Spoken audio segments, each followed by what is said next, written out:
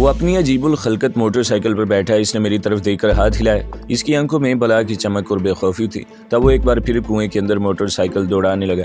Motorcycle का शोर बेपनाह था। इमरान ने पूरी रफ्तार से मोटरसाइकिल पर चंद और निहायत खतरनाक करतब दिखाई।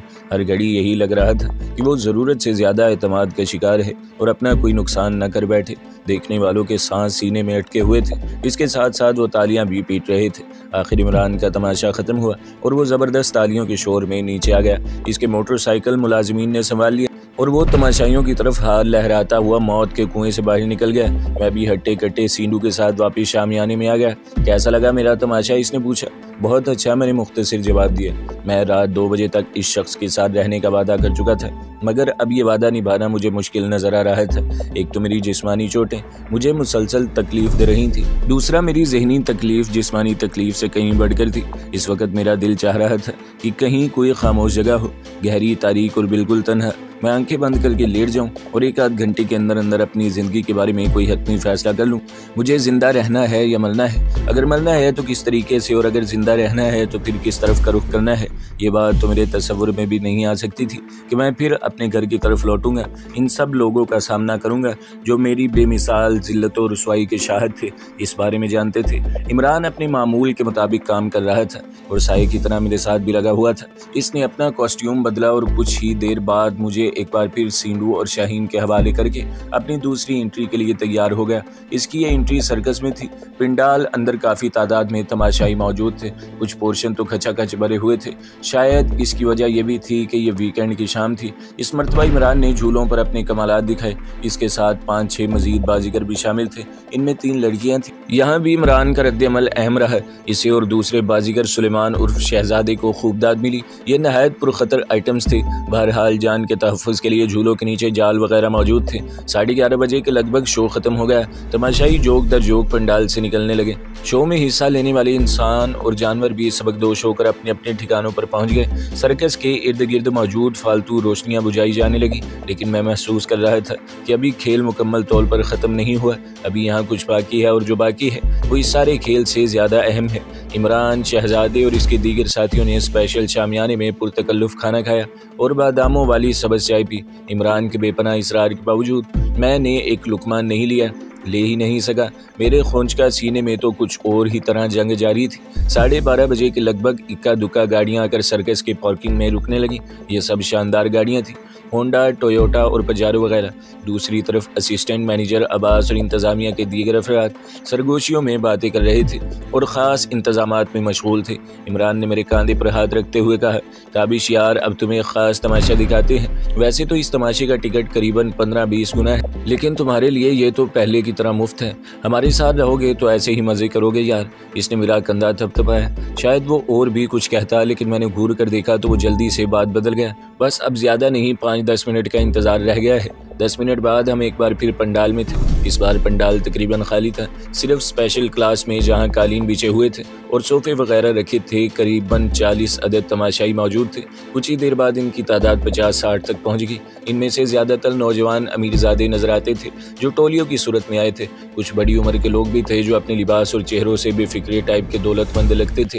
मैं स्पेशल क्लास की तीसरी कतार में बैठा था। सींडू मेरे दाएं जानिब और शाहीन बाएं जानिब थी। फिर मैंने एक हैरत अंगेज मंजर देखा। झूलों के नीचे से दोनों हिफाजती जाल हटा लिए गए। ये क्या हो रहा है? मैंने शाहीन से पूछा। आप देखते रहें, वो होले से मुस्कुराई। बाजीगर रस्सी के तवील सीढ़ी के जरिए करीबन 50 फीट ऊपर झूलों तक पहुंच रहे थे। इनमें इमरान और शहजादा सबसे आगे थे। इस मरतबा बाजीगर लड़कियों के लिबास भी ज्यादा बोल्ड थे। हैजान खेज म्यूजिक ने माहौल को गरमाना शुरू कर दिया। पिंडाल के अंदर अजीब सी सनसनी महसूस होने लगी। अब सारी बात मेरी समझ में आ रही थी। इस सर्कस में चोरी छुपे गैर कानूनी शो चलाया जा रहा था। एक ऐसा तमाशा जिसमें जिंदगी का कोई तहफ़्फ़ुज़ नहीं था और बुलंदी पर मुजाहिरा करने वाले बाजीगर हर घड़ी मौत के निशाने पर थे। मेरे दिल की धड़कन तेज हो गई, जिस्म में चियूंटियां सी रिंगती महसूस हुई। शायद यही सनसनी और हैजान था जिसकी खातिर कुछ लोग भारी मुआवजा देकर तमाशा देखने के लिए यहाँ मौजूद थे। तमाशा शुरू हुआ तो पिंडाल में सन्नाटा छा गया। यूं लगता था कि सुई भी गिरेगी तो आवाज आएगी। बाजीगरों के चेहरों पर भी सख्त तनाव की कैफियत थी। वो जानते थे कि झूला छोड़कर हवा में कलाबाजियां खाते हुए और दूसरा झूला पकड़ते हुए जरा सी भी गलती हुई तो इसका मतलब होगा बुलंदी से जमीन पर गिरना और मौत के करीब तर चले जाना। मैंने देखा कि बाजीगरों में किसी के चेहरे पर अब भी मुस्कुराहट मौजूद थी तो वो इमरान था। वो ना सिर्फ बड़े सुकून से अपनी आइटम पेश कर रहा था बल्कि साथियों की हौसला अफजाई भी कर रहा था। जब बाजीगर कोई स्टेप मुकम्मल कर लेते तो तमाशाइयों का सकता टूटता, वो शोर मचाते और तालियां पीटते। एक खतरनाक फॉर्मेशन मुकम्मल करते हुए इमरान के साथी शहजादे की टाइमिंग ज़रा सी गलत हुई। हवा में 2 कलाबाजियां खाकर इसने इमरान की टांगें पकड़ना थी जो खुद भी झूल रहा था। शहजादे के दोनों हाथ इमरान की टांगों पर नहीं पड़ सके, एक हाथ फिसल गया। बहरहाल दूसरे हाथ की गिरफ्त इतनी मजबूत थी कि वो खुद को गिरने से बचाने में कामयाब रहा। इस 2 सेकंड की हलचल ने तमाशाइयों को पंजों पर खड़ा कर दिया। इनके होंठों से बेसाख्ता ओह की मुश्तरका आवाज़ निकली। ये खेल तकरीबन 30 मिनट का था। मेरी धड़कनें ज़ेरो ज़बर होती रही और हथेलियों पर पसीना आ गया। हर लहजा यही लगा कि अभी कोई ख़तरनाक खौफनाक हादसा पेश आ जाएगा और हम सब खुद से चंद मीटर के फासले पर एक शख्स को मरते हुए देखेंगे। ये वाकई ज़बरदस्त था। खुदा खुदा करके निहायत सनसनीखेज़ तमाशा ख़त्म हुआ और तालियों की गूंज में बाजीगर रस्सी की सीढ़ी से नीचे उतरने लगे। मगर अभी ये खेल मुकम्मल तौर पर ख़त्म नहीं हुआ था, बस इसका एक मरहला इख्तिताम पजीर हुआ था। मैंने देखा कि सर्कस के जोकर टाइप मुलाजमीन पंडाल के वस्त में नमूदार हुए। उन्होंने अपनी उल्टी सीधी हरकतों से तमाशाई हजरात के चेहरों पर मुस्कुराहटें बिखेरी। तब वो चंद कुर्सियां उठा लाए और इन्हें तरतीब से एक स्टेज पर रखने लगे। कुर्सियों के सामने एक मेज़ रखी हुई थी और मेज़ पर लकड़ी का एक मुनक्किश बॉक्स। सबसे पहले शहजादा स्टेज पर नमूदार हुआ। इसने झुककर हाजरीन को सलाम किया और फिर मतानत से चलता हुआ दरमियान वाली कुर्सी पर जा बैठा। इसने लकड़ी का बॉक्स खोला, इसमें से एक स्याह कोल्ट रिवॉल्वर निकाल लिया। बॉक्स में से कुछ गोलियां निकालकर इसने मेज़ पर सजाई। ये स्टेज पंडाल के दरमियान नहीं था बल्कि हाजरीन के बिल्कुल सामने था। वह मुश्किल 10-12 मीटर का फासला होगा। सुलेमान उर्फ शहजादे ने रिवॉल्वर के चैम्बर में एक अदद गोली डाली और चरखी को तेजी से घुमा दिया। मैंने महसूस किया कि यहाँ एक और तरह का खेल शुरू हो चुका है। तमाशाइयों में मौजूद चंद अमीरजादे कुछ शर्तें लगा रहे थे। इन शर्तों का भाव पहले ऊपर नीचे होता रहा, फिर एक जगह ठहर गया। अब ये 1 के मुकाबले 6 था। ये सब कुछ क्या हो रहा है? मैंने अपने पहलू में बैठी शाहीन से पूछा।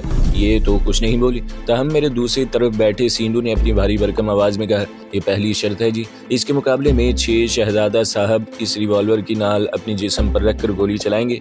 गोली न चली तो शर्त लगाने वाले को 50,000 रुपया देना होगा। इसमें से 25,000 शहजाद को मिलेंगे। गोली चल गई तो शर्त लगाने वाले दूजे बंदों को 3 लाख देना होगा। मैं सन्नाटे में रह गया। ये बड़ी खतरनाक सूरत हाल थी। इस किस्म के खेलों के बारे में मैंने बहुत कुछ सुना और पढ़ा था, लेकिन आज मैं अपनी आंखों के सामने एक जीता जागता मंजर देख रहा था। एक जीता जागता शख्स था जो मुझसे करीबन 10 मीटर की दूरी पर अपने हाथ में रिवॉल्वर लिए बैठा था। इसके चेहरे का तनाव मैं इतनी दूर से भी साफ देख सकता था। जब शर्त पूरी तरह बदल गई तो शहजादे ने एक बार फिर रिवॉल्वर की चरखी घुमाई और इसकी नाल अपने पेट पर पहलू की तरफ रख दी। एक रेफरी नुमा शख्स ने आगे बढ़कर नाल के मुकाम और रुख को चेक किया। इसके बाद शहजादे ने आंखें बंद की और इत्मीनान से ट्रिगर दबा दिया। ट्रीच की आवाज़ उभरी और तमाशाइयों में से कुछ अफराद उठकर तालियां पीटने लगे। यकीनन ये वही लोग थे जिन्होंने गोली न चलने पर शर्त लगाई थी। सुलेमान उर्फ शहजादा भी एक तवील सांस लेकर खड़ा हो गया और इसने तमाशाइयों की तरफ देखकर कोरंस बजाया। तब वो दोबारा कुर्सी पर बैठ गया। अब शर्त का दूसरा मरहला शुरू हुआ। इसमें रिवॉल्वर के चैम्बर में 2 गोलियां डाली गई। इस बार फिर शर्त बांधने का सिलसिला शुरू हुआ। 15-20 नौजवानों की 2 टोलियां थी जो आगे बढ़ बढ़ कर बोल रही थी। इनके अंदाज से पता चलता था कि वो नए नहीं हैं, पहले भी इस पुरखतर खेल को एंजॉय करते रहे हैं। इस मरतबा शर्त का रेट 1.25 और 3 का था। जो शर्तें लगी थी इनके मुताबिक गोली न चलने की सूरत में करीबन 1 लाख अदा किया जाना था और चलने की सूरत में 2,40,000। गोली ना चलती तो फिर लाख में से 50,000 रुपए शहजादे को मिल जाने थे। शहजादे ने दोनों गोलियां हाजरीन को दिखाने के बाद चरखी के खानों में आमने सामने डाल दी और चरखी को अच्छी तरह घुमा दिया। सनसनी एक बार फिर उरूज पर पहुंच गई। धड़कनें ज़ेरो ज़बर होने लगी। आखिरी अमल करने से पहले शहजादे ने हाजरीन की फरमाइश पर अपनी कमीज़ और बुनियान उतार दी। इसका कसरती जिस्म ट्यूब लाइट्स की रोशनी में दमकने लगा। ताहम मुझे इसके पहलू में एक गोल स्याह दाग भी नजर आया। इससे अंदाजा हुआ कि वो इस खेल के दौरान में एक बार पहले गोली का शिकार हो चुका है। हाजरीन की तरफ बगौर देखने के बाद शहजादे ने रिवॉल्वर की नाल को अपने पहलू में मुकर्रर मुकाम पर रख दी। अगर इसको गोली लग गई तो क्या होगा? मैंने सरसराती आवाज में सींडू से पूछा। यहाँ एक डॉक्टर मौजूद है जी, और दवा दारू का सामान भी है, सींडू ने सरगोशी में कहा। गोली लग गई तो दवा दारू से क्या होगा? सींडू के बजाय शाहीन बोली। यहाँ इसको फर्स्ट एड देंगे, फिर गाड़ी पर करीब के अस्पताल ले जाएंगे। सारे इंतजाम पहले से मौजूद होता है। पिंडाल में एक बार फिर गहरी खामोशी थी। शहजादे ने उंगली ट्रिगर पर रखी और फिर आंखें बंद करके दबा दिया। एक बार फिर ट्रीच की आवाज उभरी और तालियों के शोर से पंडाल गूंज गया। ट्रिगर दबने के फौरन बाद ही कैश वगैरह का तबादला कर लिया गया। शहजादे के हिस्से की रकम फ़ौरन ही इसको दे दी गई। सर्कस का असिस्टेंट मैनेजर अब्बास अपनी जगह से खड़ा हुआ और हाजरीन के सामने पहुंच गया। इसने अनाउंसमेंट करने के अंदाज में कहा, हमेशा की तरह आप मुअज़्ज़ज़ हज़रात में से कोई भी अगर इस खेल में हिस्सा लेना चाहे तो वो यहाँ आ सकता है। खेल के असूल आप सब जानते हैं। तमाशाइयों में चाय मगोइयाँ शुरू हो गई। करीबन 1 मिनट की इस तरह भी कैफियत के बाद लंबे बालों वाला एक नौजवान स्टेज पर आ गया। इसके चेहरे पर जख्मों के 1-2 पुराने निशान थे। इसकी गर्म मिजाजी को जाहिर कर रहे थे। इसने जीन्स और स्याह जैकेट पहन रखी थी। इसके लिबास और शक्ल सूरत से याद था कि वो खाते पीते घराने से है। वो इत्मीनान से आकर कुर्सी पर बैठ गया और अपने साथियों की तरफ देखकर मुस्कुराने लगा। इसकी हरकत और सकनात से पता चलता था कि वो इससे पहले भी इस खेल में हिस्सा ले चुका है। यकीनन ये सब कुछ थ्रिल और ड्रामे के लिए था, वरना ऐसे नौजवानों को पैसे की क्या कमी हो सकती थी। इस लड़के ने भी अपने लिए 2 गोली वाला खेल चुना। 2-3 मिनट के अंदर एक बार फिर शर्त बांधने वाला अमल हुआ। इस मरतबा भी रेट तकरीबन वही था। जुआरियों ने अपनी अपनी रकूम असिस्टेंट मैनेजर अब्बास के सामने टेबल पर रख दी। लंबे बालों वाले नौजवान ने चरखी घुमाकर रिवॉल्वर की नाल कायदे के मुताबिक अपने पहलू पर रखी और ट्रिगर दबा दिया। एक धमाके से गोली चली। हाजरीन चिल्ला उठे। लंबे बालों वाले नौजवान के हाथ से रिवॉल्वर छूट गया और वो अंधे मुंह सामने मेज पर गिरा। इसकी कराह दूर तक सुनाई दी। मुलाजिमीन जो पहले से तैयार थे दौड़कर जख्मी तक पहुंचे। इसे स्ट्रेचर पर लिटाया और स्ट्रेचर उठाया और एक अंदरूनी दरवाजे की तरफ बढ़ गए। जख्मी तकलीफ की शिद्दत से बल खा रहा था। इसके पहलू से निकलने वाला खून स्टेज पर एक लकीर की सूरत में दिखाई देने लगा। सब हाजरीन अपनी जगहों से खड़े हो गए थे। ताहम ये सारा इज़्तिराब सिर्फ 3-4 मिनट के अंदर ख़त्म हो गया। स्टेज पर खून के धब्बे तेज़ी से साफ कर दिए गए। कुछ देर बाद यूं लगने लगा जैसे यहाँ कभी कुछ हुआ ही नहीं। अब मैंने देखा कि इमरान खुद स्टेज पर नमूदार हुआ। वो अभी तक बाजीगरी वाले कॉस्ट्यूम में था और दिलकश दिखाई देता था। वो मेज़ के पीछे इसी कुर्सी पर जाकर बैठ गया जहाँ से 3-4 मिनट पहले खौंचका नौजवान को स्ट्रेचर पर डालकर ले जाया गया था। कितनी जल्दी हुआ था वो सब कुछ। सिर्फ 8-10 मिनट पहले वो लड़का अपने साथियों के साथ तालियां बजा रहा था और हल्ला गुल्ला कर रहा था और अब कोई गाड़ी से तेज़ रफ्तारी के साथ अस्पताल की तरफ ले जा रही थी। जब कुर्सी से वो उठकर गया था वहाँ मुस्कुराते चेहरे वाला इमरान बैठा था। एक बार फिर शर्तें बांधने का अमल शुरू हुआ। अब इस अमल में पहले से ज़्यादा सनसनीखेज़ी और जोश पाया जा रहा था। जल्दी मुझे उस इजाफी जोश की वजह मालूम हो गई। सीडू के ज़रिए मुझ पर यह इंकशाफ हुआ कि इमरान भाई 3-6 का खेल खेलेंगे। 3-6 के खेल से मुराद ये थी कि 3 खाने खाली, 3 खानों में गोलियाँ। मैंने इमरान के मुस्कुराते चेहरे को देखा और मुझे लगा कि मैं इसे मजीद मुस्कुराते नहीं देख सकूंगा। ये बेवकूफ़ी की हद तक दलेरी का मुजाहिरा था। कुछ देर पहले इसने मुझसे कहा था कि वो भी मौत को ढूंढता फिर रहा है, लेकिन इसकी तलाश का अंदाज ज़रा मुख्तलिफ है। इसके अलावा वो अपनी मौत का इल्ज़ाम अपने सर लेने का ख्वाहिशमंद भी नहीं है। इसने ये अल्फाज गैर संजीदगी से कहे थे, ताहम अब अंदाज़ा हो रहा था कि वो इतने गैर संजीदा भी नहीं थे। हिसाब बिल्कुल साफ था। इमरान के बचने का इम्कान 50% और गोली लगने का इम्कान भी 50% था। हाजरीन आगे बढ़ बढ़कर शर्तें लगा रहे थे। हर चेहरा सनसनी की आमाजगा बना हुआ था। एक लम्हे के लिए मेरी नज़र इमरान की नज़र से मिली। वो जैसे खामोशी की ज़ुबान में कह रहा था, बताओ मज़ा आ रहा है या नहीं। इसकी दिली कैफियत के बारे में तो यकीन से कुछ नहीं कहा जा सकता। ताहम इसका चेहरा हस्बे मामूल मुस्कुरा रहा था। वो बड़े एतमाद के साथ रिवॉल्वर हाथ में लिए अपनी जगह पर बैठा था। अभी कुछ देर पहले तक मुझे शक था कि शायद इस खेल में कोई घपला वगैरह किया गया होगा। हो सकता है कि रिवॉल्वर में नकली गोलियाँ हों या खिलाड़ी ने अपने लिबास के नीचे कोई जैकेट वगैरह पहन रखी हो, मगर ये दोनों शकूक अभी थोड़ी देर पहले गलत साबित हो गए थे। यहाँ पर असली गोली चली थी और अभी थोड़ी देर पहले सुलेमान उर्फ शहजादे ने अपने खेल में अपनी कमीज़ भी उतार कर दिखा दी थी। शहजादे से तो लोगों ने कमीज़ उतारने की फरमाइश की थी, मगर इमरान ने बगैर फरमाइश के अपना बालाई लिबास उतार दिया। इसका नहायत मजबूत और सडोल जिस्म दावती नज़ारा देने लगा। शर्तें बांधने की गर्मा गर्मी में तकरीबन 10 मिनट सरफ हो गए। देखते ही देखते अब्बास के सामने रखी टेबल पर करेंसी नोटों का छोटा सा ढेर लग गया। ये 3.5 और 2.5 का रेट थे। गोली चलने की सूरत में करीबन 7 लाख रुपए अदा किए जाने थे, जिसमें से अंदाज़ा 3 लाख रुपए इमरान की जेब में जाने थे। गोली न चलने की सूरत में 5 लाख मुखालिफ ग्रुप को अदा किए जाने थे। करीबन 3 लाख रुपए की खातिर इमरान जिंदगी और मौत का खेल खेल रहा था। वो अपनी जान को अपने हाथ से दांव पर लगा रहा था। मुझे लगा कि यह कुछ इसी तरह का मामला है जिस तरह लोग रकूम हासिल करने के लिए अपने जिस्मानी अज़ा, गुर्दे वगैरह सर्जनों के हवाले कर देते हैं, लेकिन इन मामलों में सिर्फ ज़रूरत पेश नज़र होती है। यहाँ तफरी और सनसनीखेज़ी का अमल दखल भी था। मुझे लगा कि मेरी हथेलियां पसीने में तर हो गई हैं, दिल की धड़कन बहुत तेज़ हो चुकी है। रेफरी नुमा शख्स ने आगे बढ़कर मुआयना किया कि इमरान ने रिवॉल्वर की नाल अपने पहलू में दुरुस्त मुकाम पर रखी है या नहीं। फिर मुतमईन अंदाज में सर हिलाकर वो पीछे हट गया। पंडाल में मौत का सर सकूत छा गया। इमरान ने उंगली ट्रिगर पर रखी और आंखें बंद कर ली। पंडाल में मौजूद हर फर्द पत्थर की तरह साकित था। रिवॉल्वर के 3 खानों में गोलियां थी और 3 खाने खाली थे। अब बैमर के सामने कौन सा खाना था, यह आने वाले लम्हों में मालूम होना था। एक जोरदार धमाका या ट्रिच की आवाज़ और फिर इमरान ने ट्रिगर दबा दिया। बहुत से लोग उठकर खुशी से नाचने लगे। रिवॉल्वर से गोली नहीं चली थी। कई अफराद स्टेज पर चढ़ गए। उन्होंने इमरान को गले लगाया और अपने जोशो खरोश का इजहार किया। शर्त हारने वाले अफराद भी कुछ ज़्यादा मायूस नहीं थे। इनके लिए भी शायद पैसे से ज़्यादा सनसनी और तहय्युर का अंसर अहम था। इमरान ने पिस्तौल को चूम कर हवा में उछाला और एक मुलाजिम ने इसे दबोच लिया। इमरान के हक में दाव लगाने वाले अब शदीद तनाव के बाद खुशी में मुसर्रत दिखाई देते थे। यह हल्ला गुल्ला ख़त्म होने में 15-20 मिनट लग गए। इस दौरान में सिंधु से मेरी थोड़ी बहुत बात भी हुई। इस गुफ्तगू से सिर्फ इतना पता चला कि ये तमाशा हर अंग्रेज़ी महीने के पहले वीक एंड पर इस सर्कस में होता है। मेरे कई सवालों के जवाब सिंधु और शाहीन गोल कर गए। इमरान स्टेज से उतर चुका था, ताहम तमाशा अभी ख़त्म नहीं हुआ था। असिस्टेंट मैनेजर अब्बास एक बार फिर स्टेज पर आया और बोला, आखिर में हस्बे दस्तूर मैं एक बार फिर दावत देता हूँ कि अगर मुअज़्ज़ज़ हाज़रीन में से कोई इस खेल में हिस्सा लेना चाहे तो स्टेज पर आ सकता है। जवामर्दी और दलेरी का ये खेल हम सब के लिए है और हम अपनी जिम्मेदारी पर इसमें हिस्सा ले सकते हैं। इसने चंद लम्हे तवक्कुफ़ करके हाज़रीन की तरफ देखा। तमाशा सब करना चाहते थे, लेकिन तमाशा बनने के लिए जो गैर मामूली हिम्मत दरकार थी वो कोई नहीं कर पा रहा था। अब्बास ने अपनी बात जारी रखी, जी हज़रात, आप सबके लिए मौका मौजूद है। अभी आपने देखा कि हमारे दिल अजीज़ साथी हीरो भाई ने 3-6 का खेल कामयाबी से खेला है। पिछले से पिछले माह भी आपने देखा था कि वो ये खेल कामयाबी से खेल गए। अगर 3-6 खेला जा सकता है तो 1-6 और 2-6 क्यों नहीं खेला जा सकता। अब्बास की इस तकरीर के नतीजे में एक और नौजवान स्टेज की तरफ बढ़ा, लेकिन फिर एक दूसरा शख्स जो गालबन इसका बड़ा भाई या चचा वगैरह था, इसे खींचकर वापस ले गया। इस दौरान में इमरान मेरे साथ वाली नशिस्त पर आकर बैठ गया। अब इसने चमकीला कॉस्ट्यूम उतार दिया था और इसी लिबास में था जिसमें यहाँ सर्कस पर पहुंचा था। इसके हाथ में छोटा सा गिलास था जिसमें यकीनन बियर थी। इसके लिए शाहीन ने अपनी जगह खाली कर दी थी। 3-6 के खेल की वजह से शाहीन का रंग अभी तक जर्द था और पेशानी पर हल्का सा पसीना नजर आ रहा था। वो शिकवा कुनान नज़रों से इमरान को देख रही थी।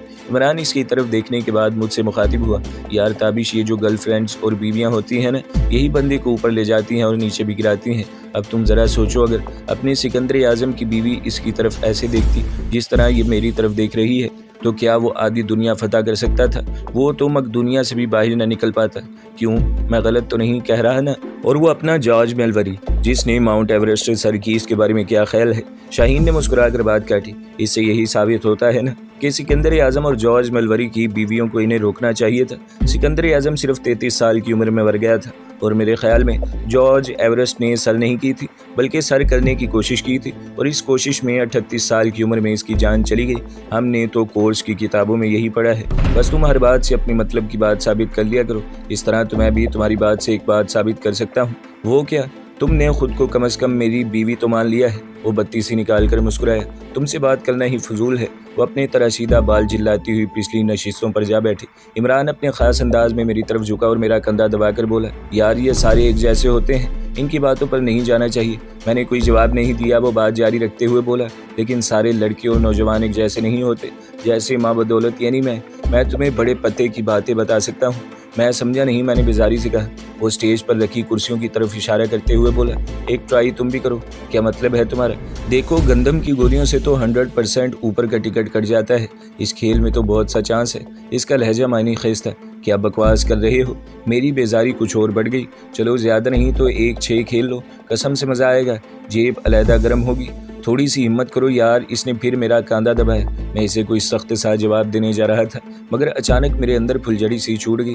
मुझे आज सुबह पेश आने वाली सारी अजियतनाक वाक़यात याद आ गए और मुझे लगा कि मेरे लिए इमरान की बात मानना कुछ ज़्यादा मुश्किल भी नहीं है। एक खाने में गोली, 5 खाने खाली। गोली चलने का इम्कान बहुत कम था और अगर चल भी जाती तो क्या होता? इस सारी नाकाबिले बर्दाश्त सूरत हाल से निजात मिल जाती।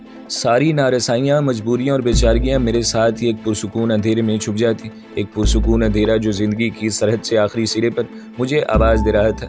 एकदम मुझे लगा कि ये खेल खेलना मेरे लिए कुछ ज़्यादा दुश्वार नहीं है। इमरान बगौर मेरे तासुरात देख रहा था। इसने मेरी हिम्मत बढ़ाई। मुझे अपने जिस्म में अजीब सी तवानाई भरती महसूस हुई। सेठ सिराज, इसके कारिंदों और इसके बेटे बाजी के मकरूज चेहरे मेरी निगाहों में घूमे और मैं अपनी जगह से खड़ा हो गया। मेरे इस फैसले पर थोड़ी देर के लिए इमरान भी हैरान हुआ। वो मुझे आमादा तो कर रहा था, लेकिन हकीकत में शायद इसे भी यकीन नहीं था कि मैं आमादा हो जाऊंगा। हाजरीन में से कई एक मुड़ कर मेरी तरफ देखने लगे। कुछ ही देर बाद मैं एक अजीब सी कैफियत के ज़ेरे असर स्टेज पर मौजूद था। रोशनी बराह रास्त मेरे चेहरे पर पड़ रही थी और तमाशाई नीम तारीकी में नजर आते थे। एक अदद स्पॉटलाइट एंड मेज के ऊपर थी जो सियाह पिस्तौल और इसकी गोलियां रखी गई थी। सिनेमा हॉल के अंदर मैंने जो सुकून बख्श गोलियां चबाई थी, इनका असर अभी तक हवास पर मौजूद था। मैंने हाथ पाँव में हल्का सा भारीपन महसूस किया। तो दोस्तों, अगली किस्त सुनने के लिए हमारे चैनल को सब्सक्राइब करें, वीडियो को लाइक करें और बेल के आइकन पर भी क्लिक कर दें ताकि हर जो आने वाली वीडियोज़ हैं वो आपको सबसे पहले मिलती रहे।